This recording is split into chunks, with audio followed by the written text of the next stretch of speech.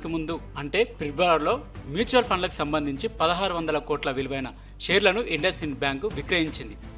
గత నెలలో ఇండస్ ఇండ్ బ్యాంకులో బహుళ నిధులు అమ్మకదారులుగా ఉండగా క్వాంట్ మ్యూచువల్ ఫండ్ స్టాక్ కొనుగోలుదారుగా ఉంది.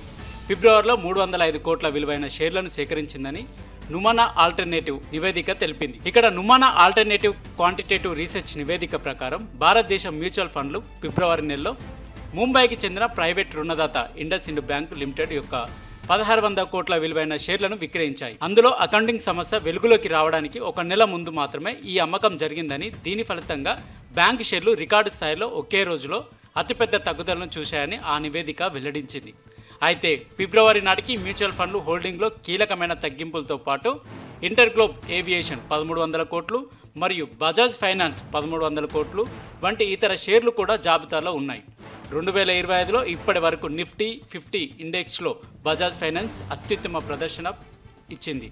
ఇక ఫిబ్రవరిలో ఇండస్ ఇండ్ బ్యాంకులో వాటాను విక్రయించిన నిధులలో ప్రముఖంగా వీటిలో 510 కోట్ల విలువైన షేర్లను మ్యూచువల్ ఫండ్ కోటాక్ విక్రయించింది. అలాగే 126 కోట్ల విలువైన షేర్లను విక్రయించిన మోతీలాల్ ఓస్వాల్ ఎంఎఫ్ మరియు పీపీఎఫ్ఏఎస్ మ్యూచువల్ ఫండ్గా ఉన్నారు. ఈ నిధులు గత కొంత నెలలో ఇండస్ ఇండ్ బ్యాంకులో విక్రేతలుగా ఉండగా క్వాంట్ మ్యూచువల్ ఫండ్ స్టాక్ కొనుగోలుదారుగా ఉంది. ఫిబ్రవరిలో 305 కోట్ల విలువైన షేర్లను సేకరించిందని నుమానా ఆల్టర్నేటివ్ నివేదిక తెలిపింది.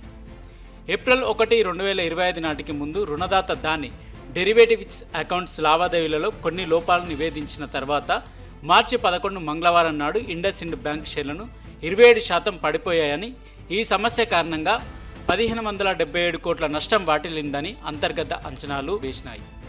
ఈ పతనం దాదాపు 20,000 కోట్ల మార్కెట్ క్యాపిటలైజేషన్ కోతకు దారితీసిందని మరియు స్టాక్ కూడా ఎఫ్ఎన్ఓ నిషేధంలోకి ప్రవేశించిందని, ఈ సంక్షోభం ఉన్నప్పటికీ మార్చి త్రైమాసికంలో ఇండస్ ఇండ్ బ్యాంక్ లాభాలను ఆర్జిస్తుందని మరియు మంగళవారం సాయంత్రం సిఎన్బిసి టీవీ 18తో జరిగిన ఒక ప్రత్యేక సంభాషణలో ఇష్యూ ఒక్కసారి మాత్రమే అని బ్యాంకు ఎండి సిఇఓ సుమంత్ కత్పాలియా పెట్టుబడిదారులకు హామీ ఇచ్చారు. బుధవారం ఇండస్ ఇండ్ బ్యాంక్ షేర్లు స్వల్పంగా కోలుకున్నాయి. స్టాక్ రికవరీని చూసిందని, అంటే స్టాక్లో కొంత పొజిషన్లు సృష్టించబడ్డాయని తెలిపింది. ఫిబ్రవరిలో IndusInd bank MSCI global standard ఇండెక్స్లో వెయిటేజ్ పెరుగుదలను చూసిందని, ఫిబ్రవరి 28న రీబ్యాలెన్సింగ్ జరిగినప్పుడు విశ్లేషకులు రుణదాతలకు 260 మిలియన్ల వరకు ఇన్ఫ్లోలు కనిపిస్తాయని అంచనా వేశారు. ఇండస్ ఇండ్ బ్యాంక్ షేర్లు బుధవారం 4.4% పెరిగి 684.7 వద్ద ముగిశాయి. ఈ స్టాక్ ఇప్పుడు స్వల్పకాలిక ఏఎస్ఎం ఫ్రేమ్వర్క్ యొక్క స్టేజ్ 1 కింద ఉంది.